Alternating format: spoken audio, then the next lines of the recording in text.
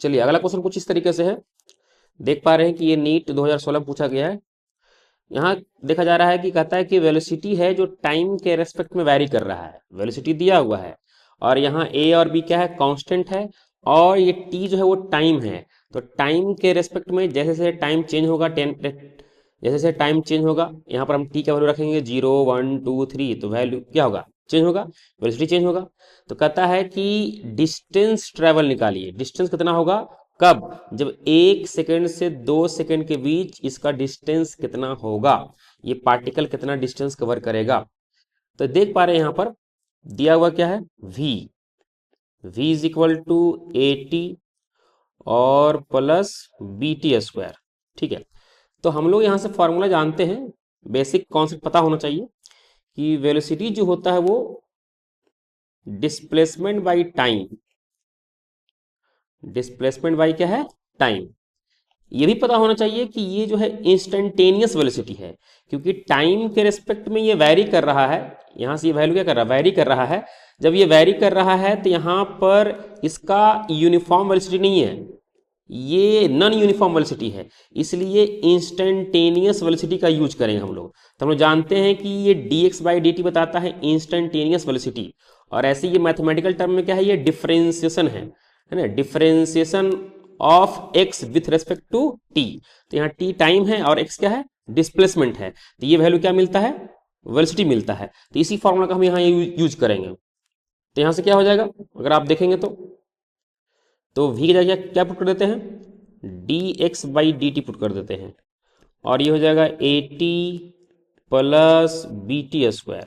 ठीक है, और dt को इस तरह क्रॉस मल्टीप्लाई करेंगे तो क्या आएगा, dx is equal to a t और प्लस बी टी स्क्वायर, और ब्रैकेट में जो इधर आया क्या हो जाएगा, dt हो जाएगा। ठीक है, अब यहाँ पर बोला जा रहा है कि देखिए जब 1 सेकंड से 2 सेकंड के बीच ये वेलोसिटी चेंज करेगा, ये इंक्रीज करेगा या डिक्रीज करेगा, तो उस वक्त कितना डिस्टेंस कवर करेगा।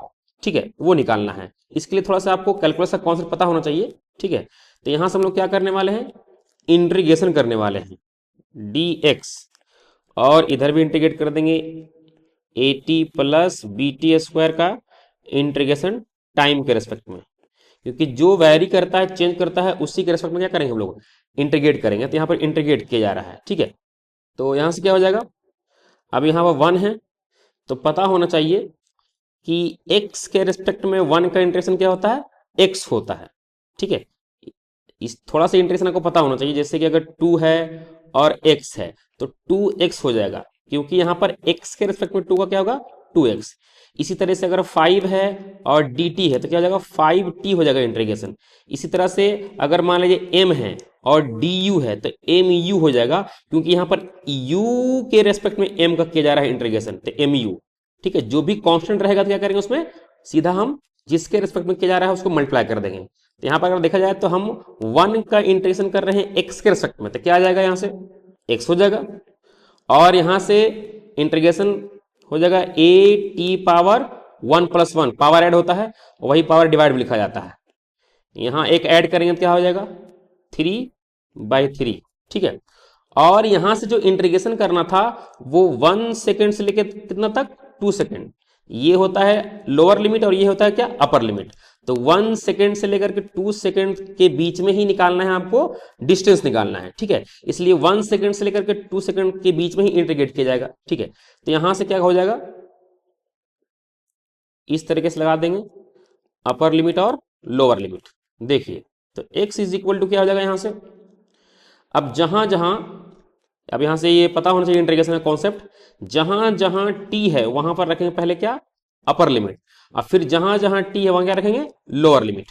तो यहां से क्या हो जाएगा, a t की जगह पर 2, तो 2 का स्क्वायर हो जाएगा, अब बाई क्या 2 प्लस b t का क्यूब है तो 2 का क्या हो जाएगा क्यूब, अब बाई क्या 3, ये एक पार्ट हो गया, माइनस उसी लाइन में यहां से क्या हो जाएगा, फिर a t की जगह पर 1 तो 1 का square by 2 plus b t की जगह क्या हो जाएगा 1 तो 1 का क्यूब और बाई क्या 3।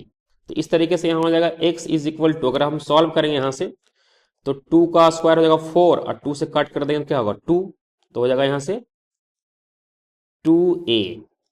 इसी तरीके से यहाँ पर आप देखें तो 2 का क्यूब क्या हो जाएगा 8, तो 8/3 हो जाएगा और साथ में क्या होगा b, तो 8b क्या 3। अब यहाँ से माइनस, क्योंकि ये दोनों में माइनस होगा यहाँ, ठीक है। तो यहाँ से 1 का स्क्वायर 1 ही होगा, तो यहाँ से हो जाएगा क्या a/2 और ये माइनस हो जाएगा क्योंकि ये माइनस दोनों में अप्लाई करेंगे तो माइनस हो जाएगा यहाँ से, तो यहाँ से क्या हो जाएगा b/3।